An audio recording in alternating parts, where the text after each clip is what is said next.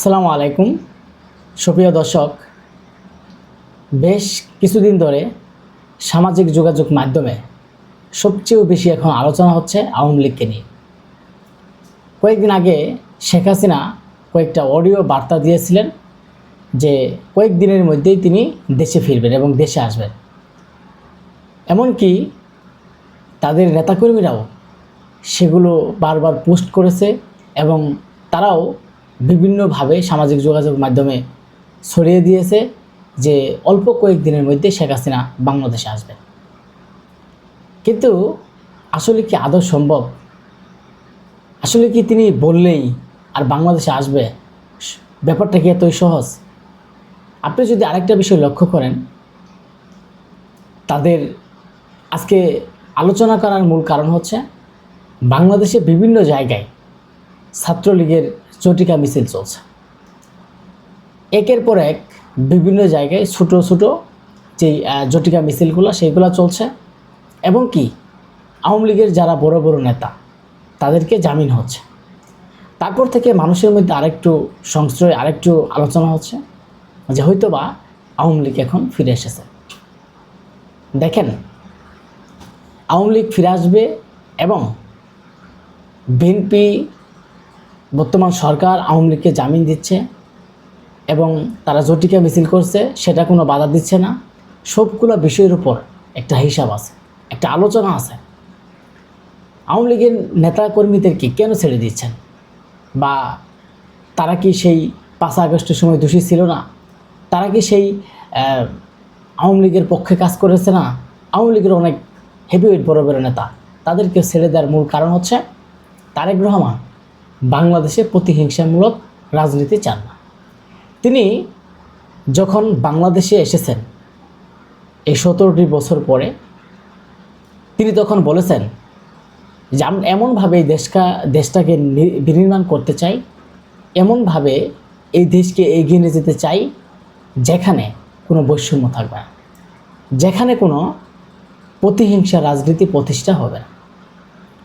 তিনি আরও বলেছেন যে রাজনৈতিক কোনো কারণে যদি কোনো নেতাকর্মীদের উপরে হয়রানিমূলক মামলা হয়, মিথ্যা মামলা হয়, সেগুলা যাতে না হয় সেদিকেও সরকার খেয়াল রাখবে। আপনি জানেন, যখন আওয়ামী লীগ ক্ষমতায় ছিল তখন বিএনপির উপর যে নির্যাতন নিপীড়ন চালিয়েছে, বিএনপির উপর যে আক্রমণ চালিয়েছে, কিন্তু তার তুলনায় বিএনপি কিছুই করে না। বিএনপি চাচ্ছে যে প্রতিটা রাজনৈতিক দলই রাজনীতি করুক, সেটা একদম জনগণের জন্য হবে, মানুষের জন্য হবে। কোনো ব্যক্তি স্বার্থের কোনো যেন রাজনীতি বাংলাদেশে আর প্রতিষ্ঠিত আর কায়েম না হয়, তার জন্য তারেক রহমান একটা সত্য এবং বার্তা দিয়েছেন। আজকে আওয়ামী লীগের নেতাকর্মীদের জামিন বলতে যদি তারা ভাবে যে এখনই আওয়ামী লীগ প্রতিষ্ঠা হচ্ছে, এতটা কি সহজ? আপনি যদি আরেকটু খেয়াল করেন, আমি আপনাদেরকে স্পষ্ট ব্যাখ্যা দিয়ে বোঝাতে চাই। গত 17 বছর যখন আওয়ামী লীগ জোরপূর্বকভাবে ক্ষমতায় ছিল, জনগণের ভোট হরণ করে তারা যখন ক্ষমতায় থাকলো, সে সময় তারেক রহমান দেশের বাইরে থাকলো। তারেক রহমানকে বাংলাদেশে আসা দেওয়া হয় এবং তার বিরুদ্ধে এমন কোনো গালিগালাজ নাই যে করে নাই। তিনি ভয় পান, তিনি বাংলাদেশে আসতে পারেন না, তিনি রাজনীতি করতে পারবেন না, মানে নানা ধরনের বক্তব্য তার বিরুদ্ধে দিয়েছে।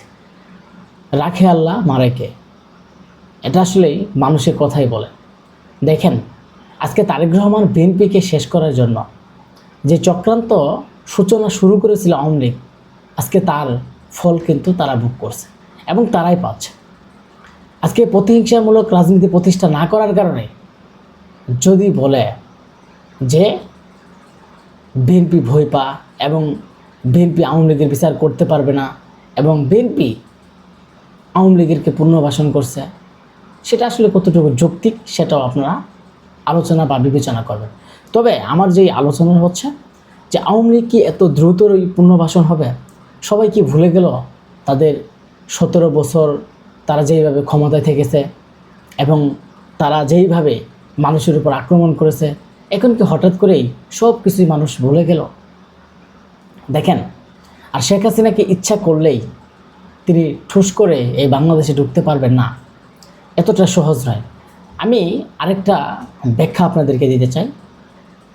বাংলাদেশের মধ্যে এনসিপি, জামায়াত, বিএনপি এবং অন্যান্য রাজনৈতিক যারা নেতাকর্মী আছেন, দেখবেন যে তাদের মধ্যে এমন একটা সমস্যা সংকট তৈরি হয়েছে এখন বর্তমানে, একজন আরেকজনকে দেখতে পারে না এবং বিএনপিকে কিভাবে মাইনাস করা যায় তার জন্য নানা ধরনের চক্রান্ত ষড়যন্ত্র করে যাচ্ছে এই বর্তমান বিরোধী দলেরা।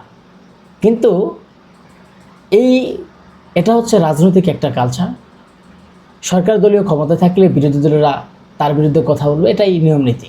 কিন্তু আপনি যখন দেখবেন যে শেখ হাসিনা বাংলাদেশে আসার চিন্তা করছে, আওয়ামী লীগের নেতাকর্মীরা বাংলাদেশে নির্বাচন করার চিন্তা ভাবনা করছে এবং আওয়ামী লীগ পুনর্বাসন এবং প্রতিষ্ঠা হচ্ছে, তখন দেখবেন এই রাজনৈতিক দলগুলা সবাই একত্র হয়ে, যে আমরা একটা কথা বলি না যে দল মত নির্বিশেষে সবাই ঐক্যবদ্ধ হয়ে আওয়ামী লীগের বিরুদ্ধে লড়াই করেছিল। আজকে আবারও আপনি দেখতে পারবেন যে দল মত নির্বিশেষে সবাই আবার ঐক্যবদ্ধ হয়ে সেই আওয়ামী লীগের বিরুদ্ধে লড়াই করবে। কারণ আওয়ামী লীগের টিকে থাকা এতটা সহজ নয়। কারণ শেখ হাসিনা বারবার আসতে চাইলেও তিনি ওই দেশ থেকে আসতে পারবেন না। কারণ গত 17 বছর আপনারা দেখেছেন না, তারেক রহমানের যে বিএনপির যে বর্তমান দল, সেটা কিন্তু মাঠে লড়াই করেছে, সংগ্রাম করেছে, রাজপথে দখল করেছে, তাদের উপর আক্রমণ হয়েছে, তবুও কিন্তু তারেক রহমান আসতে পারে না। এত শক্তি সামর্থ্য থাকার পরেও আসতে পারে। আর আওয়ামী লীগের নেত্রী যে শেখ হাসিনা, তিনি যতই লাফালাফি করুক, তিনি কি আসতে পারবেন? আজকে তাদের এত নেতাকর্মী থাকার পরেও প্রায় 2-3টা বছর হয়ে যাচ্ছে, তারা আন্দোলন করতে পারছে না, তারা সংগ্রাম করতে পারছে না, তারা লড়াই করতে পারছে না, তারা প্রতিষ্ঠায় হতে পারছে, তারা একদম ছিটকে পড়ে গিয়েছে। আমরা দেখছি বাংলাদেশের বিভিন্ন জায়গায় ছোটো ছোটো ঝটিকা মিছিল হচ্ছে, আবার পিছনে তাকিয়ে দেখছে যে কেউ আসছে কিনা। কিন্তু এইভাবে কিন্তু রাজনীতি হবে না। আর এইভাবে তারা যদি মনে করে যে কয়েকদিনের মধ্যে পুনর্বাসন হবে, এতটাই কি সহজ? আজকে আইবি রহমানের জামিন হয়েছে, শিক্ষামন্ত্রী দীপু মনির জামিন হয়েছে, ইউনিয়ন ওয়ার্ড পর্যায়ে এবং উপজেলা জেলা পর্যায়ে নেতাকর্মীদের জামিন হয়েছে। কী কারণে হয়েছে? তারা বিএনপি সরকার প্রতিহিংসা রাজনীতি চায় না, যেই কারণে তাদের জামিন হয়েছে। এখন তারা যে জামিন হইল, তাদের জামিন হয়েছে, এখন তাদের তো যে কোনো একটা শর্ত দিয়েই দিছে। এখন যদি তারা সেই জামিন পেয়েই আবার মাঠে নামার চিন্তা করে, আবারও সেই বিএনপির বিরুদ্ধে যখন অ্যাকশন শুরু করবে, তখন অবশ্যই কিন্তু তাদেরকে এমনভাবে গ্রেপ্তার করা হবে, হয়তো তারা জেলেই বন্দী থাকবেন। কিন্তু আমরা মনে করি রাজনীতিতে শেষ বলতে কোনো কথা নেই।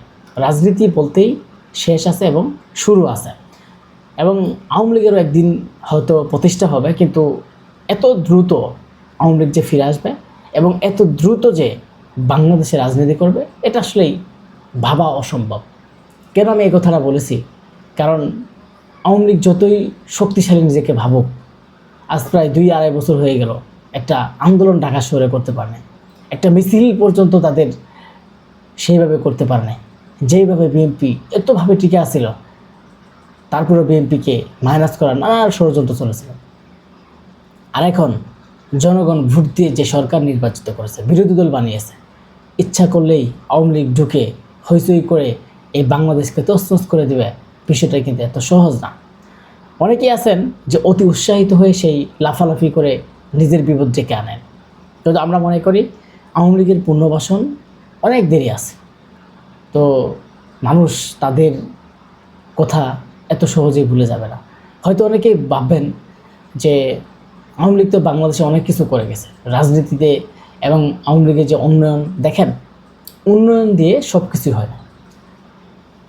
এবং মানুষের মন জয় করতে হলে আপনি যদি টাকা পয়সা উন্নয়ন পাহাড় পরিমাণ করেন, তাও হবে না। মানুষের যে আবেগ, মানুষের যে ভালোবাসা, সেই ভালোবাসা দিয়ে আপনাকে থাকতে হবে, মানুষের মনকে জয় করতে হবে।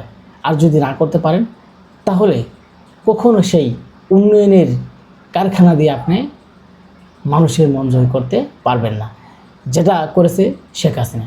শেখ হাসিনা যত উন্নয়ন করুক, সে উন্নয়ন কত বছর হয়েছে সেই বিষয়টা খেয়াল রাখতে হবে। আজকে 17 বছর যদি অন্য কোনো দল একাধারে ক্ষমতা থাকে তার চেয়েও বেশি উন্নয়ন হবে। আপনি জানেন যে আওয়ামী লীগের নেতাকর্মীরা অনেকেই, আমরা সে মিডিয়াতে দেখেছি, বিভিন্ন পত্রিকাতে দেখেছি, হাজার হাজার বাড়ি বানিয়েছে বিভিন্ন দেশে, বাড়ি গাড়ি সব কিছু, টাকা পয়সার অভাব নেই। আজকে তারা আওয়ামী লীগের সুবিধা নিয়ে আজকে তারা পালিয়ে আছে।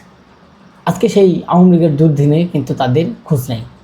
আজকে আওয়ামী লীগের ওয়ার্ড ইউনিয়ন পর্যায়ে নেতাকর্মী সবাই পালিয়ে আছে, কারণ আন্দোলন করার মতো তাদের যে একটা, এবং তাদের যে নেতৃত্ব দিবে সেই সমস্ত একটা লোক নাই। যে কারণে আসলে আওয়ামী লীগের পুনর্বাসন অনেক কঠিন। কারণ আওয়ামী লীগ যদি দ্রুত সম্ভব চেষ্টা করত, তাদের নেতাকর্মী থেকে শুরু করে শেখ হাসিনা সবাই যদি দেশে থাকতো, হয়তো তাদের উপর কিছু আক্রমণ হলেও হয়তো তারা অল্প দিনের মধ্যে আবারও মাথা উঁচু করে দাঁড়াতে পারত। কিন্তু এখন যে পরিস্থিতির মধ্যে আছে, তাদের মাথা উঁচু করে দাঁড়ানো অনেক কঠিন পর্যায়ে। তো সবাই ভালো থাকবেন।